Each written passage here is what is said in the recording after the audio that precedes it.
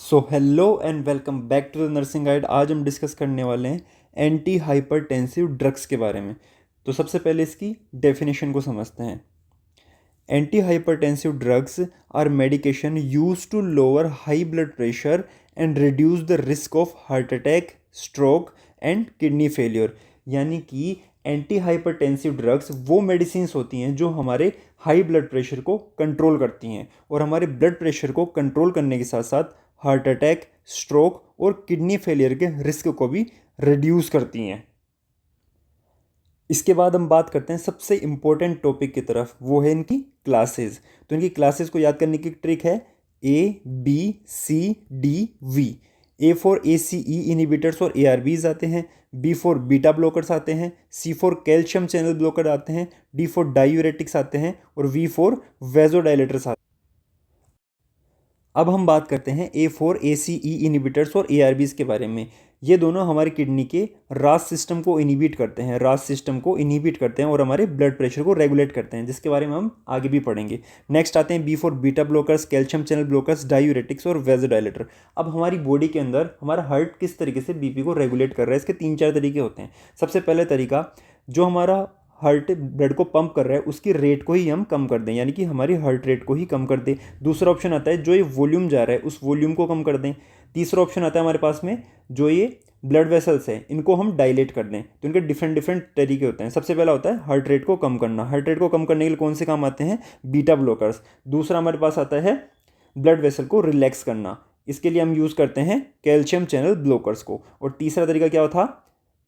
जो ये वॉल्यूम था इस वॉल्यूम को हम कम कर दें, इसके लिए काम में आता है डायूरेटिक्स। और लास्ट में आता है वेजोडाइलेटर्स। वेजोडाइलेटर्स क्या करते हैं? हमारे ब्लड वेसल्स को डायरेक्टली रिलैक्स करते हैं। नेक्स्ट हम बात करते हैं एक ऐसे सिस्टम की जो हमारे ब्लड प्रेशर को रेगुलेट करता है, और वो होता है रास सिस्टम, यानी कि renin angiotensin aldosterone system. RAS plays a major role in regulating more than 80% of hypertension cases, especially in essential or primary hypertension, which accounts for about 90 to 95% of all cases. So, according to research, 90 to 95% जो hypertension के cases होते हैं वो primary hypertension वाले होते हैं, और इनके अंदर भी 80% जो केसेस होते हैं उनके अंदर RAS सिस्टम जो है हाइपर एक्टिव होता है। रास सिस्टम के हाइपर एक्टिव होने से पहले हमें समझना पड़ेगा कि रास सिस्टम एक्टिवेट कब होता है। तो ये एक्टिवेट होता है 3 कंडीशन के अंदर। सबसे पहले जब हमारी बॉडी के अंदर ब्लड प्रेशर कम हो जाए, ब्लड वॉल्यूम कम हो जाए और सोडियम का लेवल कम हो जाए, तब ये एक्टिव होकर हमारा ब्लड प्रेशर इंक्रीज करता है, ब्लड वॉल्यूम इंक्रीज करता है और सोडियम और वाटर का रिटेंशन करवाता है। लेकिन जब ये हाइपर एक्टिव हो जाता है तो हाइपर एक्टिव होने के साथ ही क्या करता है? ब्लड प्रेशर और ब्लड वॉल्यूम को काफ़ी ज़्यादा बढ़ा देता है, जिससे हाइपर टेंशन की कंडीशन डेवलप होती है। इसीलिए हमें रास सिस्टम को समझना ज़रूरी है और उसके कुछ स्टेप्स को इनहिबिट करना ज़रूरी है। तो सबसे पहले हम समझते हैं रास सिस्टम को। जब हमारी बॉडी के अंदर ब्लड प्रेशर कम हो जाता है तो उसे डिटेक्ट करते हैं हमारी किडनीज़, और किडनीज उसे डिटेक्ट करके जो उसके अंदर जक्स्ट्रा ग्लोमेरुलर सेल होती हैं, जो जेजी सेल्स होती हैं, वो रिलीज़ करती हैं एक एंजाइम जिसका नाम होता है रेनिन। ये रेनिन ब्लड के अंदर प्रेजेंट एंजियोटेंसिनोजन को एंजियोटेंसिन फर्स्ट के अंदर कन्वर्ट करता है।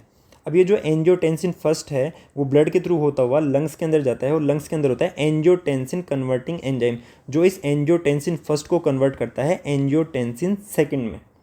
अब जो एंजियोटेंसिन सेकंड होता है इसके 2-3 काम होते हैं। सबसे पहले क्या करता है? वेजो कंस्ट्रिक्शन। ये हार्ट के अंदर जाके वेजो कंस्ट्रिक्शन करता है, जिसकी वजह से ब्लड प्रेशर इंक्रीज होता है। दूसरा काम करता है एड्रिनल कोर्टेक्स पे जाके एल्डोस्टेरोन का सिक्रेशन बढ़ा देता है। ये एल्डोस्टेरोन क्या करता है? सोडियम और वाटर का रिटेंशन करवाता है, जिसकी वजह से ब्लड प्रेशर इंक्रीज होता है। तीसरा काम ये करता है हाइपोथैलेमस के अंदर जाकर जो हमारा थर्स्ट सेंटर है, जो हमारा प्यास का केंद्र है, उस थर्स्ट सेंटर को एक्टिवेट करता है, जिसकी वजह से हमें प्यास ज़्यादा लगती है, और हमें जितनी ज़्यादा प्यास लगेगी उतना ज़्यादा हम पानी पिएंगे और उतना ही ज़्यादा हमारा फ्लूइड का वॉल्यूम बढ़ता जाएगा, जिसकी वजह से हमारा ब्लड प्रेशर इंक्रीज़ होगा। सो ये टोटल एक चेन रिएक्शन है। अब इस चेन रिएक्शन में हम किसी भी एक स्टेप को अगर स्टॉप कर दें तो अगली रिएक्शन जो है अपने आप स्टॉप हो जाएगी। तो इसमें सबसे पहला काम क्या करते हैं? एंजियोटेंसिन कन्वर्टिंग एंजाइम को इनहिबिट करते हैं, इसलिए हम यहाँ पे यूज़ लेते हैं ACE इनहिबिटर्स का यूज़ लेते हैं, ACE इनहिबिटर्स का यूज़ लेते हैं। सेकंड स्टेप आती है इस एंजियोटेंसिन सेकंड के जो रिसेप्टर्स होते हैं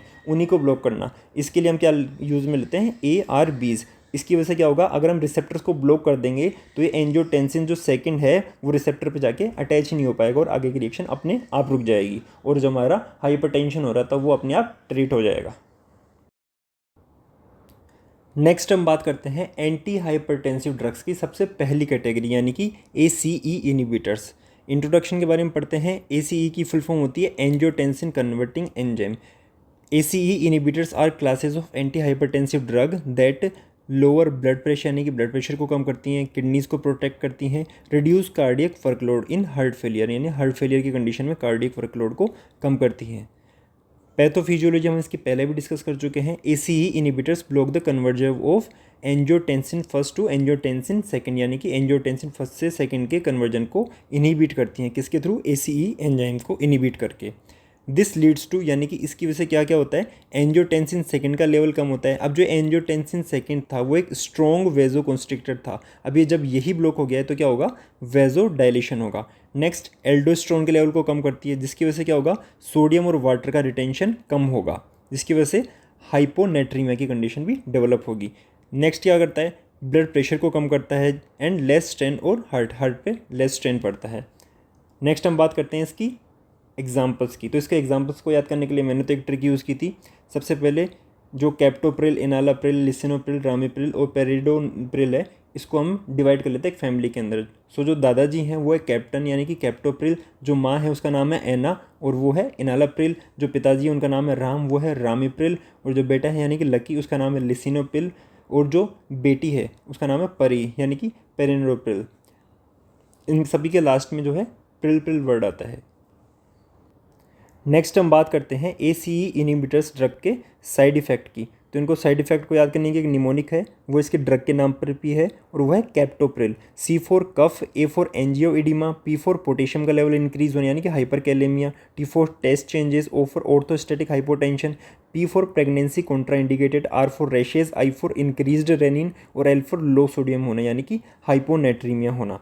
तो सबसे पहले हम बात करते हैं C4 कफ की। कफ क्यों होता है? क्योंकि जो ACE इनिबिटर्स होते हैं वो हमारे लंग्स के अंदर जाके ACE एंजाइम को इनिबिट करते हैं जिसकी वजह से हमारे लंग्स जो हैं इरिटेट होते हैं और कफ फॉर्मेशन करते हैं।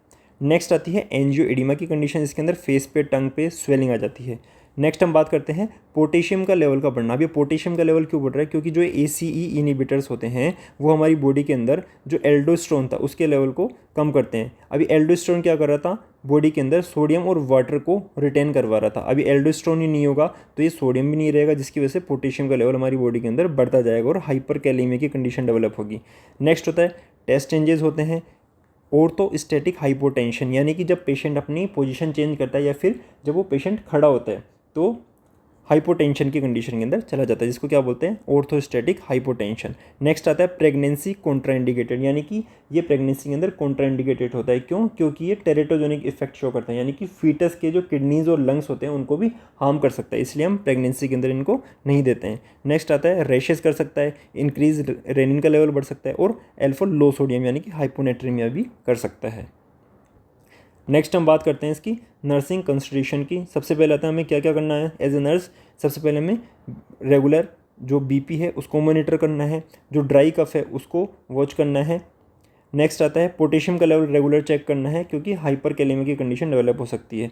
पेशेंट को एजुकेट करना है ताकि वो पोटेशियम रिच फूड को अवॉइड करे यानी उन्हें ना खाए। प्रेगनेंसी के अंदर सेफ़ नहीं होती। और नेक्स्ट आता है रीनल आर्टरी स्टेनोसिस के अंदर भी इन्हें नहीं देते हैं।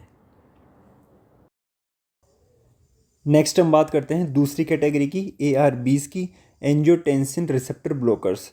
इंट्रोडक्शन की बात करते हैं। ARBs की फुल फॉर्म आती है एंजियोटेंसिन रिसेप्टर ब्लॉकर। क्या कब यूज़ होती है? हाइपरटेंशन में, हार्ट फेलियर में और किडनी प्रोटेक्शन इन डायबिटीज़ के अंदर। ऑलमोस्ट सेम सा काम होता है ACE इनिबिटर्स के जैसा, लेकिन जो ACE इनिबिटर्स के अंदर जो कफ का साइड इफेक्ट शो हो रहा था वो यहाँ पे शो नहीं होता क्योंकि यहाँ पे लंग्स इंक्लूड नहीं हो रहे। देन हम बात करते हैं पैथोफिजियोलॉजी या मैकेनिज्म ऑफ एक्शन की। तो हम पहले भी डिस्कस कर चुके हैं इसके बारे में। रास सिस्टम होता है, उसके अंदर क्या होता है, रेनिन तो करता है कन्वर्ट एंजियोटेंसिनोजन को एंजियोटेंसिन फर्स्ट के अंदर।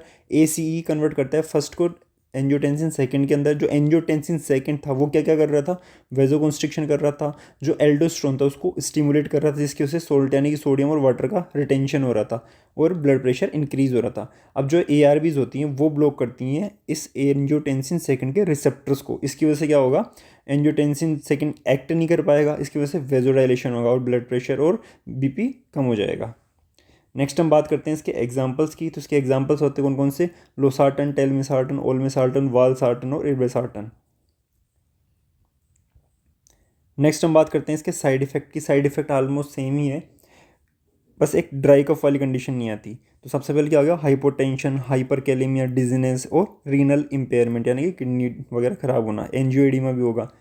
नेक्स्ट हम बात करते हैं इसके नर्सिंग कंसिडरेशन की। तो सबसे पहले क्या करेंगे, ब्लड प्रेशर चेक करेंगे हम उसको ड्रग को देने से पहले, रीनल फंक्शन को मॉनिटर करेंगे, क्रिएटिनिन और blood urine nitrogen level check करेंगे, सीरम पोटेशियम लेवल मॉनिटर करेंगे, प्रेगनेंसी के अंदर इसको अवॉइड करेंगे।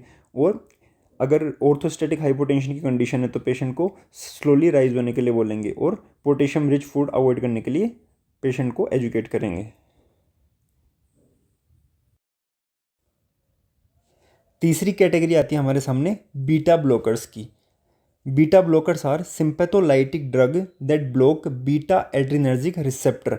बीटा ब्लॉकर जो होते हैं वो होते हैं सिंपैथोलाइटिक ड्रग। अब सिंपैथोलाइटिक का मतलब क्या होता है, ऐसी ड्रग जो कि हमारे सिंपैथेटिक सिस्टम के इफेक्ट को डाउन करते हैं। अब हमारा सिंपैथेटिक सिस्टम क्या करता है, ये एक्टिव होता है हमारे 3F की कंडीशन में, यानी कि फियर, फाइट और फ्लाइट की कंडीशन में। ये 3F की कंडीशन होती है। जब हमारे सामने कंडीशन आती है तो हमारे हार्ट को क्या क्या चाहिए होता है उस टाइम, ज़्यादा से ज़्यादा ऑक्सीजन चाहिए होता है, जिसके लिए हमारी बॉडी ब्रोंको डायलेशन करती है, और दूसरी कंडीशन क्या होती है, ब्लड वॉल्यूम चाहिए होता है ज़्यादा से ज़्यादा। तो इसके लिए हमारी बॉडी क्या करती है, हमारी हार्ट रेट को इंक्रीज़ कर देती है। अब जो ये बीटा ब्लॉकर्स होते हैं वो क्या काम करते हैं, इस सिंपैथेटिक सिस्टम के इफेक्ट को डाउन करते हैं। तो ये डाउन करेंगे तो ब्रोंको डायलेशन होता है, उसकी जगह तो ब्रोंको कॉन्स्ट्रिक्शन होगा, और जो हार्ट रेट बढ़ी हुई थी उसकी जगह हार्ट रेट डाउन हो जाएगी, और हार्ट रेट डाउन होगी तो हमारा हाइपरटेंशन भी कम हो जाएगा। तो ये काम किसका होता है, बीटा ब्लॉकर्स का। यूज्ड मेनली इन कार्डियोवेस्कुलर डिजीजेज, कहाँ कहाँ काम में आता है, हाइपरटेंशन में, एंजाइना में, हार्ट फेलियर में, अरिथमिया में और पोस्ट मायोकार्डियल इन्फाक्शन के अंदर काम में आता है। नेक्स्ट हम बात करते हैं इसकी पैथोफिजियोलॉजी की। हमारी बॉडी के अंदर दो टाइप के बीटा रिसेप्टर होते हैं, बीटा 1 और बीटा 2। जो बीटा 1 रिसेप्टर होते हैं वो होते हैं हार्ट के अंदर, और जो बीटा 2 रिसेप्टर होते हैं वो होते हैं लंग्स में और ब्लड वेसल्स के अंदर। अब जब ये बीटा 1 रिसेप्टर स्टिमुलेट होते हैं तब कंडीशन क्या होती है, टैकीकार्डिया, यानी कि हमारा हार्ट रेट बढ़ जाता है। लेकिन जब हम इसे इनहिबिट करते हैं बीटा ब्लॉकर्स के थ्रू, तब इसकी वजह से क्या होगा, ब्रेडिकार्डिया, यानी कि हार्ट रेट को डाउन कर देगा, और इसकी वजह से क्या होगा, कार्डियक आउटपुट, हार्ट रेट और ब्लड प्रेशर कम हो जाएगा। नेक्स्ट हम बात करते हैं बीटा 2 रिसेप्टर की। बीटा 2 रिसेप्टर जब स्टिमुलेट होता है तो ये क्या करता है, ब्रोंको डायलेशन करता है, यानी कि एयरवेज को ओपन करता है। लेकिन जब ये इनहिबिट होता है तो इनहिबिट होने के साथ साथ क्या होता है, ब्रोंको कॉन्स्ट्रिक्शन करता है, एयरवे को क्लोज करता है, जिसके डिफिकल्टी टू ब्रीदिंग होती है। और उसके एडवर्स इफेक्ट क्या क्या शो होते हैं, ब्रोंकोस्पाज्म। इसलिए हम कौन सी कंडीशन के अंदर हम इसको नहीं देते बीटा ब्लॉकर्स को, अस्थमा की कंडीशन में, ब्रोंकाइटिस, COPD और डायबिटीज़ की कंडीशन में हम इनको बीटा ब्लॉकर्स को पेशेंट को नहीं देते हैं। नेक्स्ट हम बात करते हैं इनके साइड इफ़ेक्ट्स की। इनके साइड इफ़ेक्ट के लिए एक निमोनिक होता है, वो होता है बीटा ब्लॉक। B4 आता है ब्रेडिकार्डिया, E4 आता है exacerbate asthma, T4 tiredness, A4 AV block, B4 blood glucose masking, L4 low BP, O4 orthostatic hypotension, C4 cold extremities और K4 keep an eye on heart rate and BP। सबसे पहले हम बात करते हैं bradycardia की। तो जो बीटा ब्लॉकर्स होते हैं उनका मेन काम ही क्या होता है, हार्ट रेट को स्लो करना। तो ये स्लो करते करते इतनी स्लो कर देते हैं कि उसकी वजह से ब्रेडिकार्डिया की कंडीशन डेवलप होती है। नेक्स्ट कंडीशन होती है एक्जर्बेट अस्थमा, यानी कि अस्थमा भी कर सकते हैं। कब, जब हम non selective beta blockers use लेते हैं तो ये क्या करते हैं, अस्थमा की कंडीशन भी डेवलप कर सकते हैं। नेक्स्ट आती है टायर्डनेस, यानी थकान हो सकती है। जो AV ब्लॉक का मतलब होता है, हमारे जो AV जो नोड होते हैं उनके कंडक्शन को स्टॉप करते हैं, स्लो करते हैं, इसकी वजह से AV ब्लॉकेज भी हो जाती है। नेक्स्ट हम बात करते हैं blood glucose masking. Beta blockers क्या करते हैं, जो हाइपोग्लाइसीमिया के साइन आते हैं जैसे कि पाल्पिटेशन वगैरह, ये उनको हाइड कर लेते हैं, उसको मास्किंग कर लेते हैं, जिसकी वजह से हमारी बॉडी के अंदर जो है हाइपोग्लाइसीमिया के साइन जो है शो नहीं हो पाते।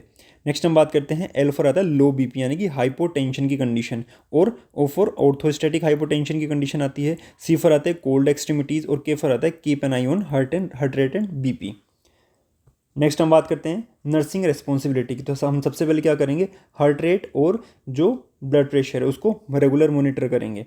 नेक्स्ट हम बात करते हैं डू नॉट स्टॉप एब्रप्टली, यानी कि हमें अचानक से बंद नहीं करनी चाहिए, क्योंकि जब पेशेंट बीटा ब्लॉकर्स ले रहा होता है तो उसका हार्ट रेट और ब्लड प्रेशर कंट्रोल रहता है, बॉडी उस इफेक्ट को आदत में ले लेती है। लेकिन जब सडनली हम बीटा ब्लॉकर्स को बंद कर देते हैं तो बॉडी के अंदर जो है एड्रेनलिन का इफेक्ट सडनली बढ़ जाता है, इससे हमारी जो है ब्लड प्रेशर सडनली इंक्रीज हो जाता है, जिसे हम क्या बोलते हैं, रिबाउंड हाइपरटेंशन। नेक्स्ट हम बात करते हैं अस्थमेटिक वाले और डायबिटीज़ वाले पेशेंट को देना नहीं चाहिए, और पेशेंट को एजुकेट करना चाहिए राइज स्लोली, क्योंकि ऑर्थोस्टैटिक हाइपोटेंशन की कंडीशन इसका साइड इफेक्ट थी। नेक्स्ट हम बात करते हैं watch for sign of bradycardia and fatigue, यानी कि ब्रेडिकार्डिया की अगर कोई साइन है तो उसे हम वॉच करेंगे। नेक्स्ट हम बात करते हैं कैल्शियम चैनल ब्लॉकर्स यानी कि सीसीबी की। सबसे पहले इसका इंट्रोडक्शन पढ़ते हैं। CCB are drug that block calcium entry into heart and blood vessel smooth muscle cell, यानी कि जो कैल्शियम चैनल ब्लॉकर्स होते हैं वो कैल्शियम की एंट्री को ब्लॉक करते हैं हमारी स्मूथ मसल सेल्स के अंदर। कहाँ कहाँ यूज़ होते हैं ये, हाइपरटेंशन, एंजाइना, अरिथमिया और कोरोनरी आर्टरी डिजीज़ के अंदर यूज़ होते हैं। नेक्स्ट हम बात करते हैं इसकी पैथोफिजियोलॉजी की। Calcium is essential for muscle contraction including cardiac muscle और वेस्कुलर स्मूथ मसल्स। जो कैल्शियम होता है वो हमारे मसल कॉन्ट्रैक्शन के लिए एसेंशियल होता है, यानी कि C4 कैल्शियम और C4 कॉन्ट्रैक्शन, जितना ज़्यादा कैल्शियम होगा उतना ज़्यादा कॉन्ट्रैक्शन होगा हमारी बॉडी के अंदर। तो ये कैल्शियम चैनल ब्लॉकर्स क्या करते हैं, ये हमारे L टाइप के कैल्शियम चैनल को ब्लॉक करते हैं, जिसकी वजह से क्या होगा, वेजोडाइलेशन होता है और जो हमारी कॉन्ट्रैक्टिलिटी थी वो डिक्रीज होने लग जाती है। Calcium channel blockers inhibit L type calcium channel leading to vasodilation, decreased contractility and a reduction in heart rate, यानी कि जो हार्ट रेट हमारी पहले बढ़ी हुई थी उसके अंदर रिडक्शन होना स्टार्ट हो जाता है। तो हमारे क्या क्या हो रहा था, जो हार्ट का कॉन्ट्रैक्शन था उसको कम कर रहे हैं, इसकी वजह से वर्कलोड कम होगा, जो हमारी आर्टरीज थी वो डायलेट होंगी, जिसकी वजह से हमारा ब्लड प्रेशर कम होगा और हमारा हार्ट रेट कम हो जाएगा, यानी कि हमारा हाइपरटेंशन क्योर हो जाएगा।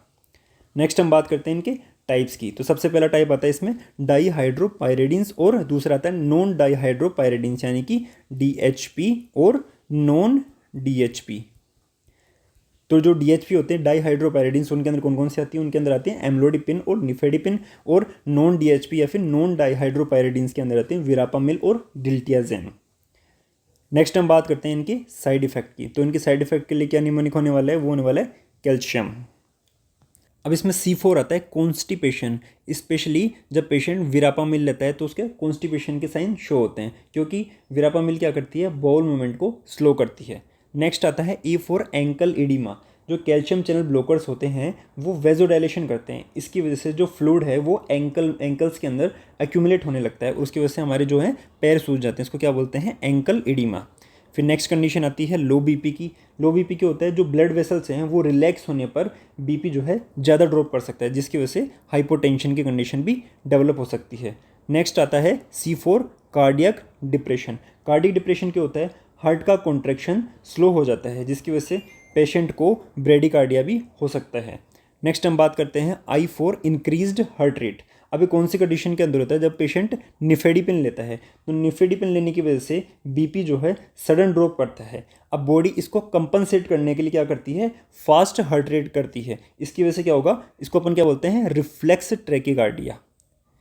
ये होगा इंक्रीज्ड हार्ट रेट की कंडीशन के अंदर। नेक्स्ट बात करते हैं U फॉर अनस्टेडीनेस। अनस्टेडीनेस का मतलब क्या होता है, लो बीपी और ब्रेडिकार्डिया की वजह से पेशेंट को चक्कर या फिर बैलेंस बनाने में प्रॉब्लम हो सकती है, इसको अपन क्या बोलेंगे, अनस्टेडीनेस। नेक्स्ट आता है migraine like headache due to vasodilation की वजह से। नेक्स्ट हम बात करते हैं नर्सिंग कंसल्टेशन। सबसे पहले अपन क्या करेंगे, बीपी और हार्ट रेट को मॉनिटर करेंगे और हार्ट ब्लॉक और ब्रेडिकार्डिया कंडीशन के अंदर पेशेंट को मॉनिटर करेंगे।